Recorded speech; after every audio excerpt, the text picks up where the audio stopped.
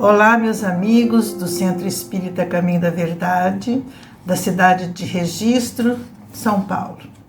Cumprimento também os nossos amigos de outras religiões que nos assistem neste momento e que sejam todos muito bem-vindos. O assunto que nós vamos conversar hoje é sobre as tragédias. O porquê das tragédias. E essa palavra, por si só, ela já nos remete a muito sofrimento, nos lembra de tsunami, de terremotos, de enchentes, desabamentos, mortes, enfim, só sofrimento. E também nos lembra das peças teatrais, né? As tragédias gregas são obras dramáticas com suas ações fatais e que sempre terminam tragicamente. Então, para nós, essa palavra, ela é sinônimo de catástrofe, de calamidade, de desgraça, enfim. Não é uma palavra que nós apreciamos.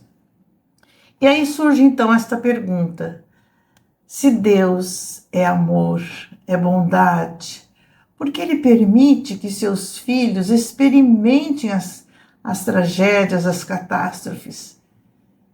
E a resposta dos espíritos superiores é: Deus não pune seus filhos, pelo contrário, Deus educa, Ele nos ama. Nós todos temos a resposta de que Deus é amor. Tudo que Ele nos acontece é por necessidade evolutiva. Tudo que Deus faz tem uma utilidade. Não existe nada que seja por acaso, porque Ele é a inteligência suprema. As leis de Deus são definitivamente amor e de misericórdia. Não existe uma causa sem efeito, claro. Então a justiça se faz, mas ela se faz com amor. Então vejam, sempre que estamos passando por aflições, nós nunca estamos desamparados. Deus nunca nos abandona. E o plano espiritual também se aproxima dessas pessoas vítimas de tragédias e auxiliam neste momento. A reencarnação, meus irmãos, nos ensina que nós somos produtos das nossas escolhas, ou desta vida, ou de outras existências muito, muito passadas já. Então, vejam, a lei de destruição, o que ela diz? É uma lei natural. É necessário que tudo se destrua para que se renove, para que se regenere, para que renasça novamente. Então, a destruição que nós chamamos de tragédias, elas têm por objetivo transformações, melhorar a nossa vida, são renovar os seres humanos. Então, as tragédias são transformações cujo objetivo é melhorar o ser humano.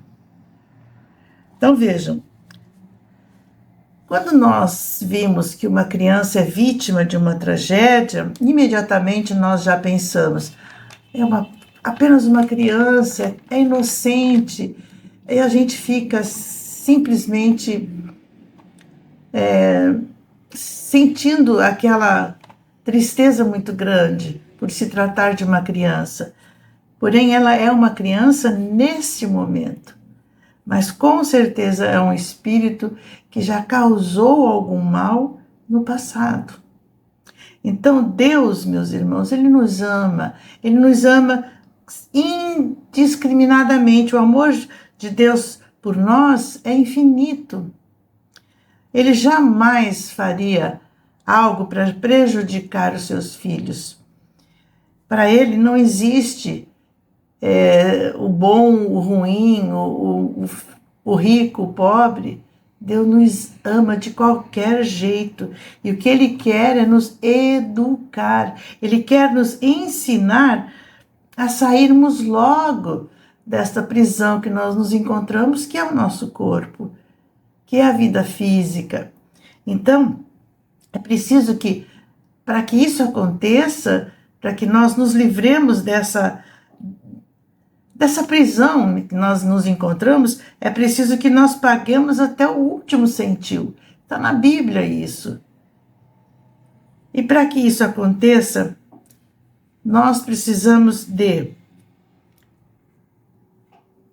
afirmar com certeza que não existe, ninguém escapa da lei de causa e efeito. Então, para se pagar até o último centil, nós temos que estar atentos às leis divinas, porque ninguém escapa desta lei de causa e efeito. E por trás destas tragédias, meus irmãos, nós podemos afirmar com toda certeza que existe a bondade, que existe a sabedoria e que existe a justiça divina. Nada nesse mundo acontece por acaso. Por exemplo, nós temos, em 1974, aconteceu o incêndio do prédio Joelma. Era um prédio novo, recém-inaugurado, e mesmo assim houve mais de 180 mortos e mais de 300 vítimas desse incêndio. Todos os espíritos que participaram desse resgate, eles se prepararam muito, porque eles necessitavam saldar essa dívida. Nada neste mundo acontece por acaso. Outra coisa que sempre nós ficamos sabendo são os acidentes aéreos. Muitos não embarcam e perdem o voo. Por quê? Porque eles não precisavam estar nesse voo. Alguns sobrevivem. Então, eles precisavam estar nesse voo, passar por essa tragédia, mas o mérito que eles alcançaram, adquiriram na sua vida, fizeram com que eles não perdessem a vida. Então, vejam, o mérito próprio que eles adquiriram é que lhes dá o direito de continuar vivos. De acordo com o merecimento de cada um, eles podem sair ilesos, podem sair com poucas lesões, com algumas lesões. E quando isso acontece com esses sobreviventes, pode ter certeza que se tratam de pessoas muito mais espiritualizadas. Outro incêndio que marcou a época do nosso Brasil e ficou muito comentado, e ele está inclusive no YouTube, para quem quiser verificarem os detalhes desse acidente, foi o incêndio do circo em Niterói, no Rio de Janeiro, Gran Circo norte-americano, que aconteceu no dia 17 de dezembro de 1961. Nesse incêndio, meus irmãos, morreram muitas crianças, mais de 500 mortes, entre elas muitas crianças que deixaram de viver e seus pais ficaram em grande desespero. E o irmão X, pseudônimo de Humberto de Campos, trouxe pela psicografia de Francisco Cândido Xavier a causa desse acidente. E isso está relatado no livro Cartas e Crônicas. E ele diz o seguinte, que a causa desse acidente aconteceu no tempo do cristianismo primitivo. No ano de 177 depois de Cristo, na cidade de Lyon, na França, todos os romanos, tocados pelo vinho em abundância, eles planejavam um espetáculo novo, uma vez que aquelas feras que devoravam os cristãos nas arenas, eles já não eram mais novidade, aquilo tudo já estava ultrapassado e eles queriam levar uma outra coisa para poder homenagear Lúcio Galo, que era um famoso cabo de guerra que visitaria Lyon. Então, o que eles fizeram? Eles decidiram reunir aproximadamente 1.000 mulheres e crianças cristãs, e eles molharam todas elas com uma resina inflamável e colocaram elas na arena. E em seguida, depois de mostradas ao público, incendiaram toda a área e soltaram também sobre elas velhos cavalos que não estavam mais sendo úteis para os seus jogos. Dessa forma cruel, então, meus irmãos, morreram milhares e milhares de mulheres e crianças, e encontraram a morte queimada nas chamas e também pisoteadas pelos cavalos que estavam ali em correria. E vejam que a lei demorou 20 séculos para reunir os espíritos delituosos, esses espíritos que estavam devedores da lei divina, né? Infringiram a lei divina.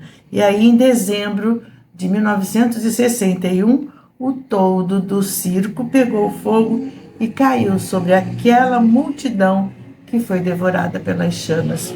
Então, se quiserem verificar com mais detalhes, o relato se encontra no YouTube. Realmente uma tragédia, e como nós já dissemos, que ninguém escapa da lei de causa e efeito. Porém, por um lado, a tragédia, e por outro lado, a solidariedade. A solidariedade que faz despertar um florescimento de solidariedade. Porque nós temos a centelha divina dentro de nós, e quando nós somos chamados, quando nós somos sensibilizados, essa marca se expressa. Nós nos unimos, nós nos compadecemos, nós somos estimulados por um instinto natural de humanidade. A compaixão nos torna fraternos. A compaixão nos torna fraternos. E nesse momento, os espíritos protetores também vêm, naquele instante, nos amparar, nos dar ajuda. E ao contrário que muita gente imagina, a palavra solidariedade, ela não vem da palavra solidão. Pelo contrário, ela vem de sólido. Sim, dar solidez à nossa capacidade de vida em comunidade. É não descuidar de quem precisa, é auxiliar o próximo, é estender a mão àquele que necessita. E tudo isso, meus irmãos, que acontecem são os escândalos, como diz na Bíblia. Ai de quem, ai por quem esse escândalo é provocado. Ai daqueles que o provocam, né? Então, como nós já sabemos, o escândalo, esse mal ainda é necessário. Por quê? Porque nós, ou melhor dizendo, a maioria ainda não obedece às leis divinas. E aí o que acontece? Aqueles que não seguem essas leis que são soberanas e justas, ainda provocam o escândalo. E também muitos que participam, né, que colaboram com eles, também fazem parte desse delito. Então, nós podemos dizer que aqueles que se mantiverem na maldade, aqueles que ainda cultivam a raiva, o ódio no coração, aqueles que de alguma forma colaboram com a tragédia, para que as tragédias aconteçam, esses não vão mais poder reencarnar aqui no planeta Terra. Porque nós sabemos que o planeta está em fase de transformação. Nós estamos a caminho da regeneração. Então, essa é a lei do progresso. Inclusive, meus irmãos, nós já estamos sentindo, nós já estamos vendo se acenderem as primeiras luzes da próxima etapa da Terra. E, naturalmente, que nessas condições, com essa nova humanidade aparecendo, sem a maldade no coração, humanidade mais descompromissada com os equívocos, é claro que as tragédias não mais existirão. No mundo de regeneração, as tragédias também não existirão. Então, o que nós temos que fazer? Valorizemos o nosso tempo aqui na Terra. Aquele que se dedica ao bem, à caridade, ao amor do próximo, ele pode mudar o seu destino. Porque o apóstolo Pedro, na sua primeira carta, no capítulo 4, no versículo 8, ele disse assim: antes de tudo, mantende entre vós uma ardente caridade, porque a caridade cobre a multidão de pecados. É o mesmo que dizer que o amor cobre uma multidão de pecados, né? Então, aqueles que perdem o voo, esse perder é um ganhar da existência planetária. E a história de Saturnino Pereira, ela vem exemplificar o que Pedro disse, que o amor cobre a multidão de pecados. E a história de Saturnino conta que ele era um homem bom. Onde ele passasse, onde ele soubesse que existia uma dor, uma tristeza, lá estava ele consolando. No trabalho ele era amigo de todos.